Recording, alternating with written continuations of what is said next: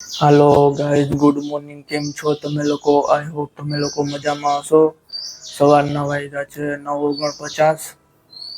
હું ને મમ્મી જો નાઈ ધોઈ રેડી થઈ ગયા છીએ. હેલો, જય શ્રી કૃષ્ણ. કેમ છો બધા? મજામાં? નાઈ ધોઈને ફ્રેશ થઈ ગયા, વાસી કામ થઈ ગયું, કચરા પોતા, વાસણ, કપડાં દોરીએ સુકાઈ ગયા. હવે વાળ ઓળું છું અને હવે પછી સવારનું દૂધ ગરમ કરી લીધું, ચા પાણી થઈ ગયા, બધું કામ પતી ગયું. હવે રસોઈની તૈયારી કરશું. હા, જો આ એલોવેરા બીને વાવ્યા છે તો 4 માં થઈ ગયા એકલા જ ચોમાહામાં. અને આ છેલ્લું કુંડું છે ને એમાં તુલસીજી બીના વાવવા ને તુલસીજી રોપવા છે. હા ચોમાસામાં સરસ ચોટી છે. હા, જો એલોવેરા ચોટી ગયા ચારે ચોટી ગયા એલોવેરા. હા, એકલા થઈ ગયા. અને જો આ ઘોડો છે એ બીના અમારે નકામો હતો, ઈ બીના એમાં જો બૂટ ચંપલ નું કરી નાખ્યું. હા, સુસ્ટેન થઈ ગયું. વાહ ભાઈ વાહ. આડાવડા જો પીડા હોય તો એક બાજુ ત્યાં રાખી દેવા. હવે એમાં જ રાખાય છે એટલે ત્યાં ઘોડામાં રાખી દેવાય આપણે. રોબોટ કાલે 2-4 દી પહેલા ઇલેક્ટ્રિક વાળા આવ્યા હતા ને, નથી લીધા. વરસાદનું કાંઈ શોર્ટ સર્કિટ થાય ને ઓટોમેટિક બંધ થઈ જાય. કાંઈ નાખો ને સામે નાખી દીધે. જો ત્યાં રોબોટ 2 મીટરમાં નાખી દીધા. આમાં શોર્ટ સર્કિટ થાય ઉપાધિને કઈ શોર્ટ તો ન લાગે, ઓટોમેટિક પૂરો રોબોટ પડી જાય. બીજા અહીંયા અમારે આ જૂનું ઘર છે ને એટલે બહુ ધ્યાન રાખવું પડે. ક્યાંક પાણી પડતા હોય ને તો બધું આપણે ધ્યાન રાખીએ. એની ન લીધા રખાય. મારો આપણે રસોઈની તૈયારી કરી, એમાં આપણે જો દાળ ભાતનું કુકર કર્યું હતું. તો દાળ ને ભાત બફાઈ ગયા છે. દાળ બફાઈ ગઈ છે, બ્લેન્ડર મારી દીધું. હવે આપણે દાળનો ને શાકનો વઘાર કરશું. માથે 2 બટેટા બાફવા મૂકી દીધા હતા. બાફેલા બટેટાનું શાક બનાવવું છે રસાવાળું. તો છાલ ઉતારીને કટિંગ કરી લીધું છે, લોટ બાંધી લીધો છે, રસ કાઢી લીધો, છાશ બનાવી લીધી.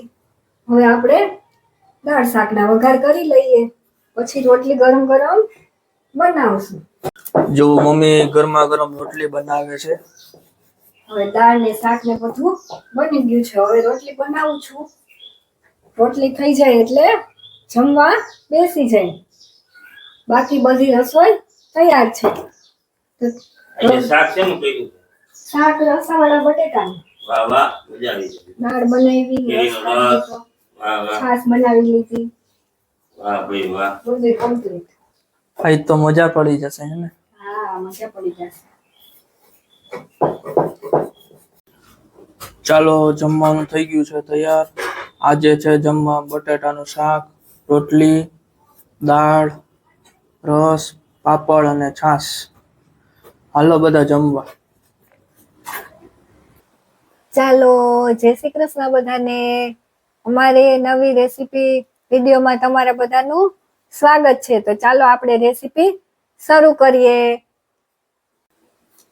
આજે આપણે બનાવીશું એકદમ સરળ રીતે અને ફટાફટ બની જાય એવું 10-15 મિનિટમાં જ બનતું મસ્ત પનીર ભુરજીનું શાક. તો ચાલો આપણે રેસીપી શરૂ કરીએ. તો એના માટે અહીંયા 150 ગ્રામ પનીર લીધું છે.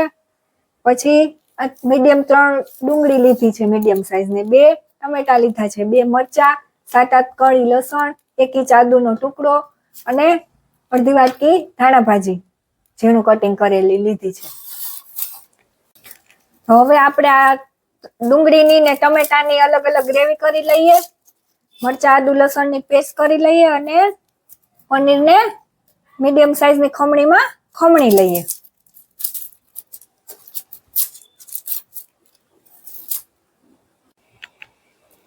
ચાલો, આપણે ટમેટા ડુંગળીની ગ્રેવી થઈ ગઈ છે. આદુ મરચા લસણની પેસ્ટ રેડી થઈ ગઈ ને પનીર આ રીતે સરસ ખમણી લીધું છે, મીડિયમ ખમણીમાં. હવે આપણે ચાલો વઘાર કરી લઈએ. તો આપણે વઘાર માટે અહીંયા બાઉલમાં જો આપણે 3 પાવડા તેલ લીધું છે અને 2 મોટી ચમચી ઘી નાખી છે. ઘીથી એકદમ ટેસ્ટી થાય અને પચવામાં પણ સહેલું રહે. તો ચાલો હવે આપણે 1 ચમચી જીરું નાખશું,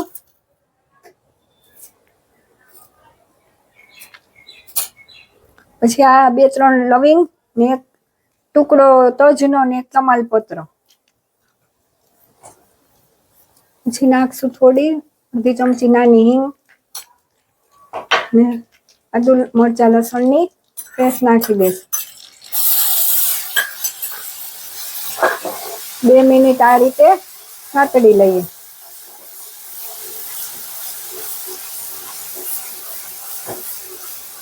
પછી આપણે ડુંગળીની પેસ્ટ નાખી દઈશું.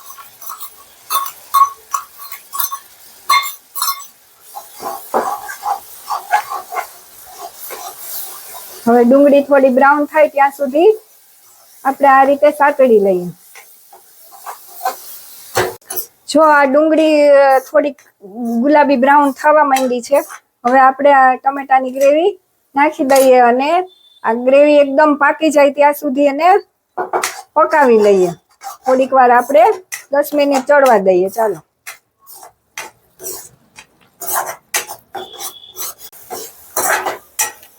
જો આ રીતે ડુંગળી ટમેટાની ગ્રેવી એકદમ મસ્ત પાકી ગઈ છે ને ખુશ્બુ સરસ આવે. જો તેલ ને ઘી છૂટું પડી ગયું છે. હવે આપણે એમાં મસાલા નાખી દઈશું. સ્વાદ મુજબ મીઠું, 5 ચમચી હળદર, 1 ચમચી ધાણા જીરું, મોટી 1 ચમચી, અને ટમેટાની ખટાશની બેલેન્સ થાય એટલે 8-10 દાણા જેટલી જ ખાંડ. બહુ ખાંડ નાખવાની નથી, ખટાશ બેલેન્સ થાય એટલી જ ખાંડ આપણે નાખશું. અને 1 નાની ચમચી જેટલું કાશ્મીરી મરચું લાલ.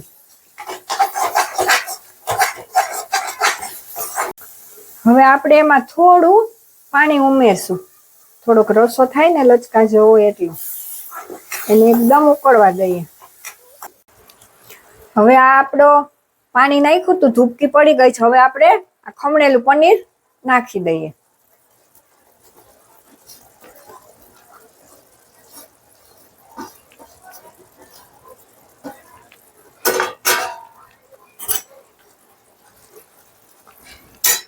અને ઉપરથી આપણે નાખશું થોડો એવો આ સફેદ મરી પાવડર છે. તમે કાળા મરીનો તો પાવડર નાખી શકો છો. મેં સફેદ લીધો છે. આ ચપટી કેવો મરી પાવડર. પછી 5 ચમચી જેટલો કિચન કિંગ મસાલો અને કસૂરી મેથી આ રીતે મસળીને 1 ચમચી જેટલી, મોટી 1 ચમચી જેટલી લીધી છે. મસળીને આ રીતે નાખી દેવાની.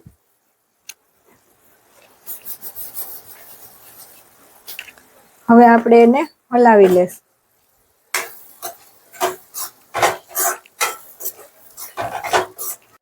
હવે છેલ્લે આપણે ધાણા ભાજી આ રીતે પાણીમાં ધોઈને નાખી દેવાની.